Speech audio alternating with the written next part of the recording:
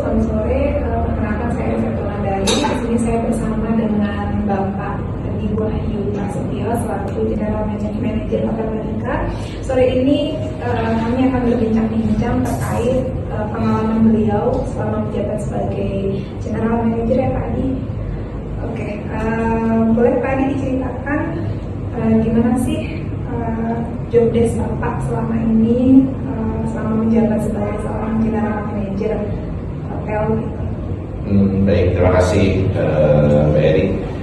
Jadi sebagai seorang General Manager di hotel, tugasnya itu untuk melihat, memastikan operasional hotel ini berjalan dengan baik 1x24 jam, 7 hari seminggu tanpa henti. Memastikan pelayanan kepada tamu itu dapat di-deliver dengan sempurna, dan juga memastikan segala macam keamanan, safety, security dari penghuni di gedung ini juga dalam keadaan yang sempurna dan siap untuk digunakan.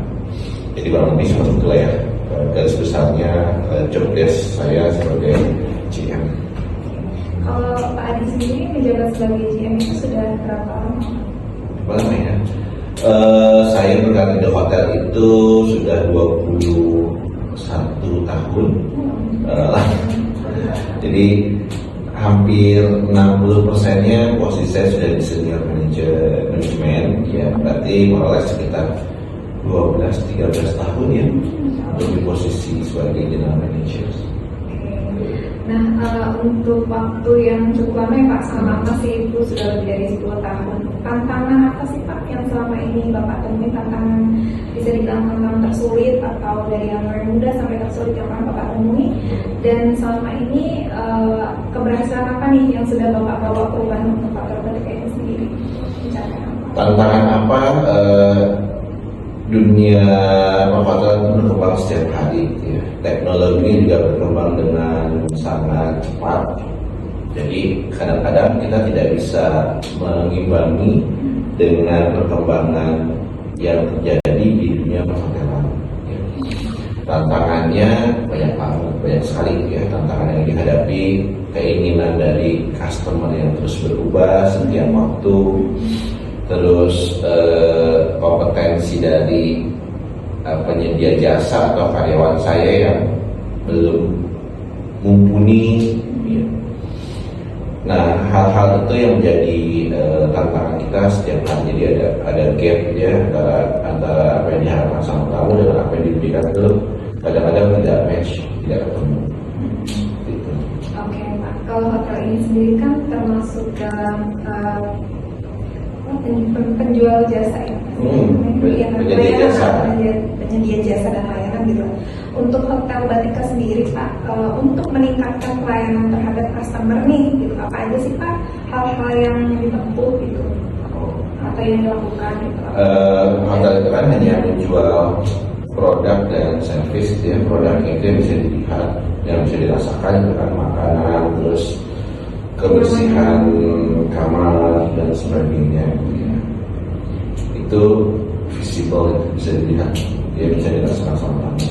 Terus jasa dalam bentuk servis pelayanan tidak bisa dilihat ya, invisible. Pelayanan kepuasan kan tidak bisa dilihat.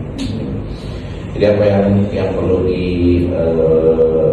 yang perlu saya lakukan ya, saya mempertahankan produknya itu dalam keadaan yang sempurna. Begitupun untuk servisnya ya, jadi bukan hanya baik tapi harus terus sempurna ya. Matching kan, mempertemukan antara keinginan sama tamu yang diharapkan sama tamu gitu ya, dengan apa yang kita sediakan itu bisa match. berkaitan dengan kepuasan customer ya Pak ya, dengan penyedia jasa atau penyandang tadi kan berkaitan dengan sumber dayanya sendiri ya Pak, sumber daya manusia atau karyawan sendiri. Kalau untuk meningkatkan skill karyawan dalam melayani customer agar customer itu mendapatkan kepuasan sesuai yang diharapkan gitu, apa sih Pak kayak yang dibekalkan kepada karyawannya, apakah ada berupa pelatihan khusus atau training development gitu ada nggak Pak? Oh ada, kita jadi punya target satu orang karyawan setiap bulan itu punya 6 jam masa latihan. Jadi setiap bulan itu satu orang itu harus menghadiri kelas selama 6 jam. Nah 6 jam itu kan cukup banyak ya satu hari. Misalnya di minggu pertama dia menghadiri training untuk 2 jam, 2 jam di kelas itu cukup lama.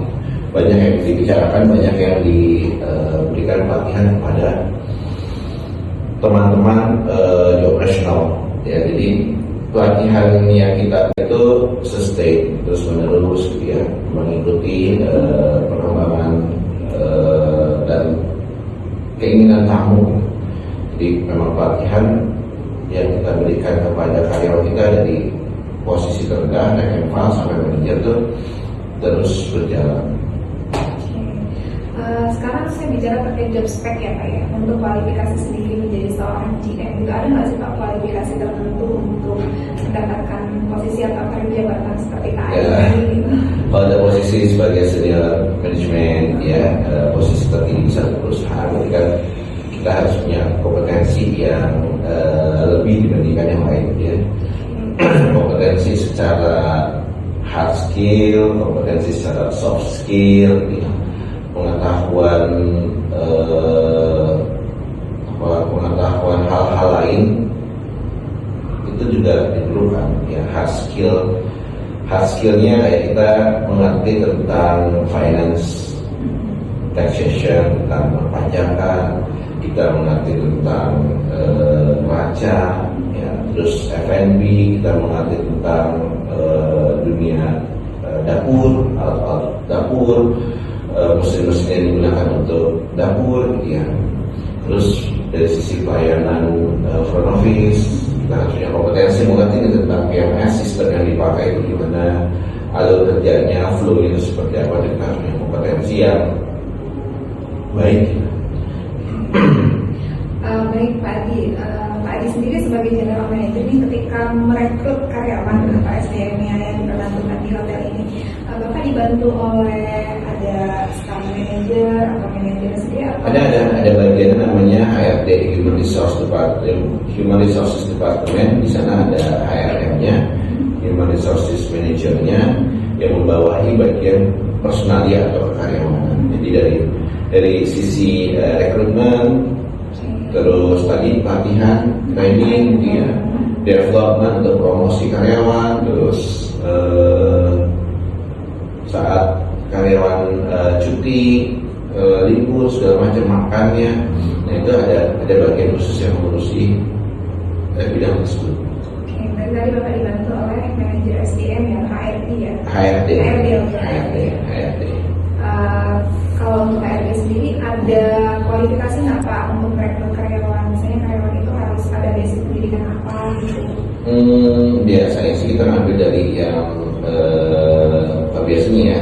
Tadi saya sampaikan kalau hotel itu kan bisnis produk dan service gitu ya, pengalaman yang dibutuhkan. Jadi kualifikasi pertama yang kita cari adalah mereka yang pernah menduduki posisi yang sama di posisi tersebut ya. Jadi kalau kita mencari HRM, pasti kita mencari orang yang posisinya itu satu level di bawahnya minimal ya, asisten human resource manager ya, atau kita mencari human resource manager juga. Jadi kompetensinya itu kita tidak perlu meragukan lagi kalau sudah di posisi yang sama sebelumnya. Oke, untuk terakhir Pak Adi, menurut Bapak nih aspek terpenting apa sih yang harus dimiliki oleh hotel gitu sebagai penyedia layanan dan jasa kepada customer-nya agar customer itu terus tertarik dan tetap berlangganan untuk menginap gitu, kayak apa sih staycation ini kali ini Dan ada nggak sih Pak peranan ilmu psikologi Bapak dalam leadership Bapak nih memimpin karyawan di hotel ini menurut Bapak? Hotel itu kan industri kreatif juga ya. Jadi kalau kita mau mempertahankan tamu-tamu kita agar tetap datang ya, ke hotel, tetap stay di hotel kita, ya kita harus punya satu kreativitas tersendiri, inovasi yang berbeda ya, sehingga tidak bosan, tidak merasa jenuh gitu ya dengan pelayanan yang diberikan ya. Terus kalau dari aspek psikologis gitu ya, diperlukan kalau kita memimpin orang, dia namanya orang kan ya, dengan berbagai macam karakter, kita harus tahu cara menghandle-nya, menangani orang-orang dengan cara yang tepat ya, dan itu kan dibutuhkan ilmu psikologis ya, cara kita berbicara, cara body language kita ya, cara kita menerjemahkan kata-kata dari karyawan ya, itu sangat diperlukan dalam dalam dunia hospitality, dunia hotel. Tadi seperti yang Bapak bilang sangat diperlukan untuk mengental karyawan gitu ya. Keberhasilan seorang GM sendiri itu bisa dilihat dari apa sih Pak kalau Bapak ini? Jadi dikatakan berhasil menjadi leadership bagi karyawannya jika pertama tingkat kita ada alat ukurnya untuk mengukur tingkat kebahagiaan karyawan di satu perusahaan ya. Kita menggunakan pihak ketiga namanya Gallup survei.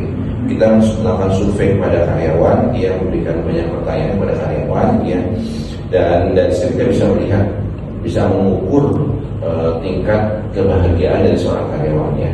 Bisa juga karyawannya tidak bahagia ya, berarti kalau dilihat tingkat keberhasilan GM, kalau karyawan dia bahagia berarti dia tidak berhasil, dia hanya fokus kepada satu sisi, misalnya kepada pendapatan sekian, tapi tidak peduli pada karyawannya. Jadi kesejahteraan karyawan ya Pak Edi bilang ya. Betul. Terima kasih Pak Edi, boleh sampaikan pesan terakhirnya Pak, pesan buat teman-teman yang lagi nonton. Oke, jadi untuk teman-teman yang sedang menyaksikan kuliah sebentar saya, segala sesuatu itu butuh proses ya. Tidak ada yang instan. Kalau teman-teman mau berkarir di bidang apapun ya, harus nikmati prosesnya. Semuanya dimulai dari nol ya, sama seperti kita ngisi bensin, dimulai dari nol lalu meningkat ke stage 1, stage 2, stage 3, akhirnya kita menjadi seorang mastering ya, di bidang kita masing-masing. Jadi jangan sampai jenuh, bosan dengan prosesnya, nikmati prosesnya, karena dari proses itu yang menjadi bekal untuk kita sukses di kemudian hari, dan itu benar-benar apa adanya. Oke, terima kasih Pak Adi. Untuk teman-teman yang lagi nonton channel ini, jangan lupa stay ya di Hotel Batika Lampung. Palembang gimana aja Pak? Ada di Lampung, ada di Palembang, ada di Bukan. Oke, terima kasih Pak Adi atas Terima waktunya. kasih.